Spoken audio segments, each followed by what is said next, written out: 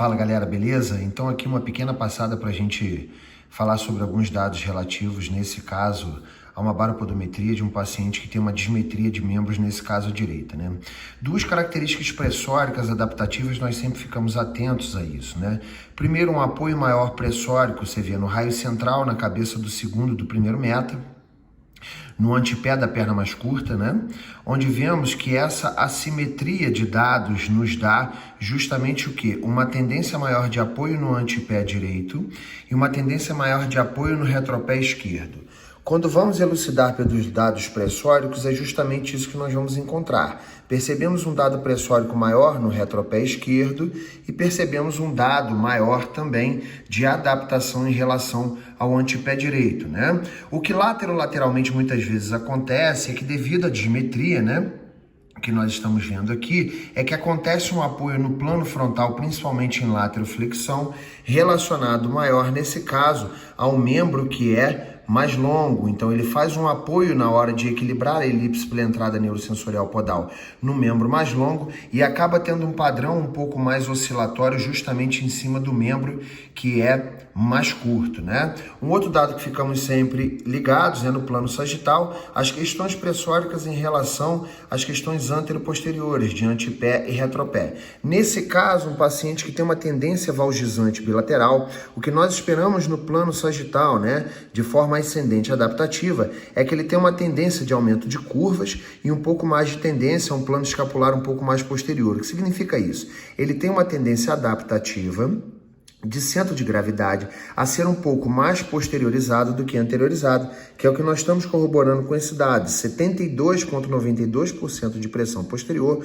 contra 27,08% anterior, tá certo? Partindo agora justamente para o exame dinâmico, o que nós vamos conseguir ver bem aqui, que é um super dado quando a gente vê isso, principalmente as questões do gráfico de força.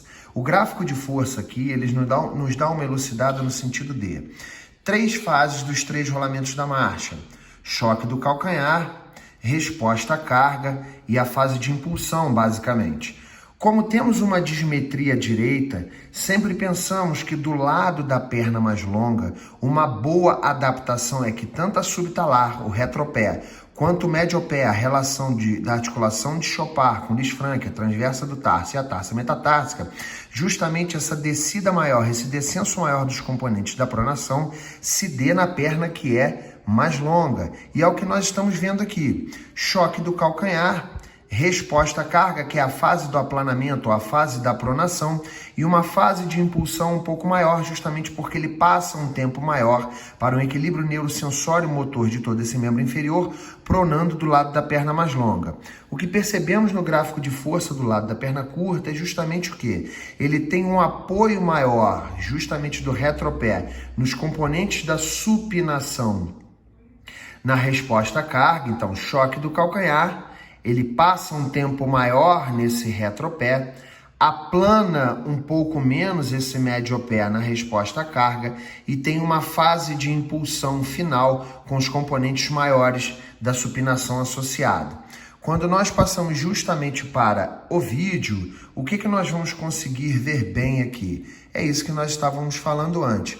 Quando nós dermos o start em relação a esse paciente começar o seu ciclo da marcha, o que nós vamos perceber nessa região é que, devido aos gráficos que nós mostramos antes, nós vamos perceber uma diferença no gráfico de força, a quantidade de sensores o mesmo, mas uma pronação, né? Uma pressão maior do mediopé, quando ele sai do calcâneo da subtalar para o mediopé maior desse lado, e nós percebemos que essa pressão é menor do outro lado.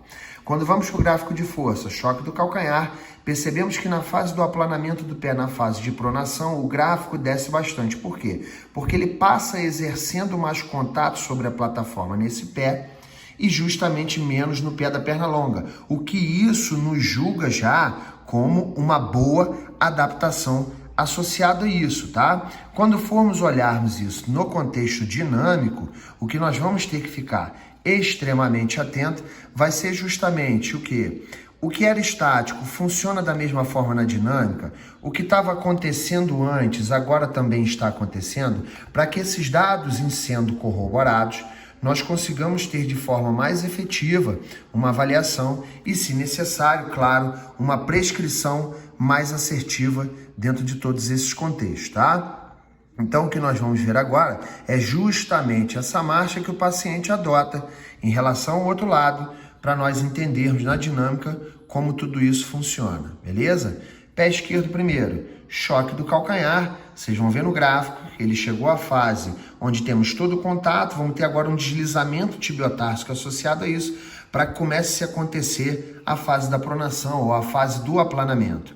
A partir desse momento no pé esquerdo, o que você percebe é que ele exerce um contato maior passando pelo médio pé, numa fase de pronação. Então aqui ele está basicamente no pico da pronação, e agora é onde nós vamos partir para a fase de impulsão final, ou rolamento 3, onde vocês vão perceber que ele vai ter começar a saída para a transferência de peso contralateral, onde ele faz a sua saída, e percebemos que nesse momento ele apoia também um pouco mais no raio central em relação à cabeça do segundo metatarso. Quando nós vamos para o pé direito, o que nós vamos perceber aqui é justamente que ele vai entrar na marcha, choque do calcanhar.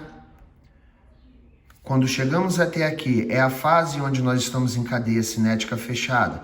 Um deslizamento anterior, dessa tíbia sobre o talos. É um talos que nesse momento está anterior e que vai começar a ficar um pouco mais interno. Porém, como essa perna tem uma dismetria associada, ele também faz uma pronação fisiológica, que já é o padrão, do paciente de pés mais valgos, com uma tendência planificadora maior. Porém, percebemos que na diferença de um gráfico para o outro, ele tem uma pronação maior do lado esquerdo e menor do lado direito, o que, a nosso ver, e pelos outros testes todos que fomos feitos, é uma boa adaptação, ao qual a intervenção nesse momento com palmilha não vai se tornar necessária, até porque palmilha trata disfunção e não trata, quer dizer, a palmilha vai tratar a disfunção e podemos ter um ganho benéfico em relação à queixa álgica do paciente, tá certo? Espero que tenha sido válido para você. Um forte abraço e até breve.